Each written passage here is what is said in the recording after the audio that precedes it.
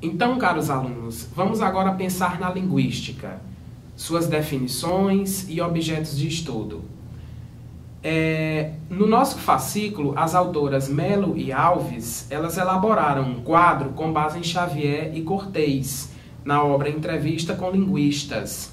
E aí elas trouxeram algumas definições de linguistas e organizaram no quadro a seguir.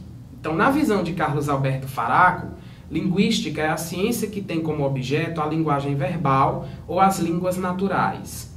Segundo Francisco Gomes de Matos, linguística é a ciência que se ocupa do processo de linguagem em suas múltiplas representações, principalmente a linguagem escrita, a linguagem falada e que também se ocupa das origens, da estrutura e do funcionamento e dos efeitos do uso nos usuários. Já para Rodolfo Hilary, entender como a língua funciona não é saber muitas línguas e também não consiste apenas em juntar informações sobre as mais variadas características de uma língua, mas é tentar ver como essa língua funciona. Mary Cato diz que linguística é a ciência que estuda as línguas humanas ou línguas naturais. E a linguista Enguedó Có diz que linguística é a ciência da linguagem verbal. Estuda o sistema linguístico e também a maneira como a língua é posta em prática no seio da sociedade. Em todas as respostas anteriores dos linguistas que nós vimos no quadro, um elemento comum se destaca. O foco dos estudos linguísticos é a língua, linguagem verbal, em seus mais variados aspectos: forma, estrutura, origem, função e usos. Observem, caros alunos, que não se trata de uma língua em particular, mas sim do que é comum a toda e qualquer língua natural, em oposição às línguas criadas pelo homem, que são as línguas artificiais, como a do universo da informática. O objeto da linguística é, então, a língua em seus múltiplos aspectos. O fato de ser múltiplo torna esse objeto, a língua, altamente complexo.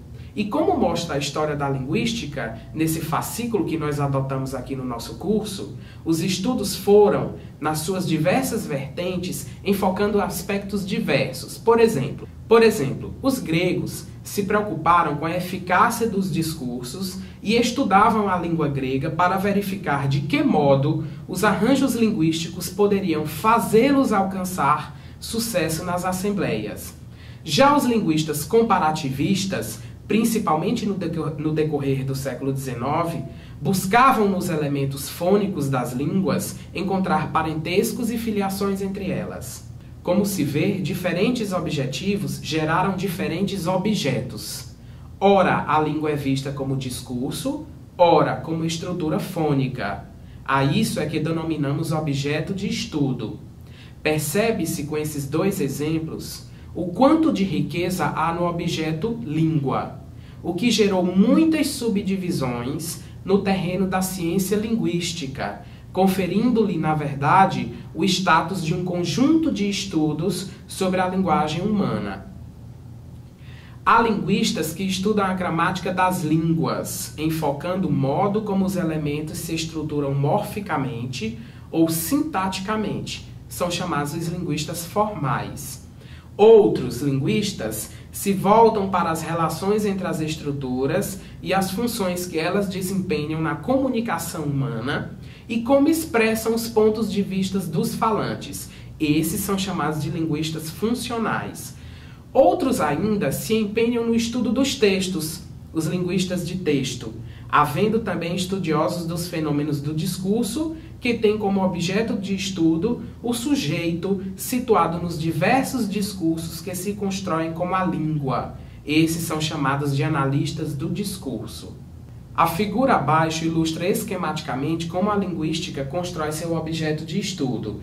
Esse quadro, na verdade, essa figura microlinguística e macrolinguística, ela foi extraída do livro História Concisa da Linguística, da Barbara Wedgwood, e nós percebemos aqui ao centro, bem no meio, a fonética, a fonologia, a sintaxe, morfologia, a lexicologia e a semântica.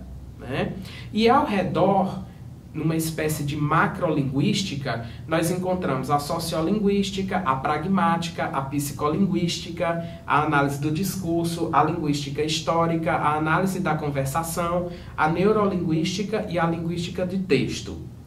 Nós, na unidade 3, nós vamos ver, aqui nós já percebemos que nós já temos algum conteúdo da unidade 3. Na unidade 3 nós vamos ver algumas noções dessas correntes que estão aqui na macrolinguística. Segundo Barbara Wedgwood, vou repetir, João, voltando. Segundo Barbara Wedgwood, os termos microlinguística e macrolinguística, embora ainda não estejam bem estabelecidos, são usados para se referir, respectivamente, a uma visão mais estrita da língua, ou chamado núcleo duro, como já se tornou comum dizer, né, que é aquela partezinha do meio, né, composta lá, como nós vimos na figura, por fonética, fonologia, sintaxe, morfologia, lexicologia e semântica, restrita aos aspectos puramente linguísticos, né, como os fonemas, morfemas, sintagmas, elementos lexicais e referências vinculadas apenas aos elementos linguísticos. Percebam que aqui nós já estamos tratando do conteúdo da unidade 3. Já a macrolinguística diz respeito a uma visão mais ampliada do escopo da linguística, incluindo mecanismos psicológicos que se relacionam à produção e recepção da fala, né, o domínio da psicolinguística, as mudanças pelas quais uma língua passa, que é a linguística histórica, as variações linguísticas vinculadas a esses elementos da sociedade, como classe, origem, grau de escolaridade, sociolinguística e outros, como por exemplo o que nós vamos ver na linguística textual, as noções de texto, textualidade, textualização, e lá na análise do discurso, as noções de discurso, de sujeito, e por aí vai. Enfim, percebemos, pois, que, embora seu objeto seja sempre a língua, a linguística estuda a língua sob diversos ângulos. Sendo ela muito complexa para compreendê-la, são necessários vários modos de abordá-la. Daí se geram os diferentes campos de estudos linguísticos, que é o que nós veremos na unidade 3. Começando com a linguística histórica, passando pelo estruturalismo, abordando algumas questões do gerativismo e vendo algumas noções de sociolinguística, linguística textual e análise do discurso.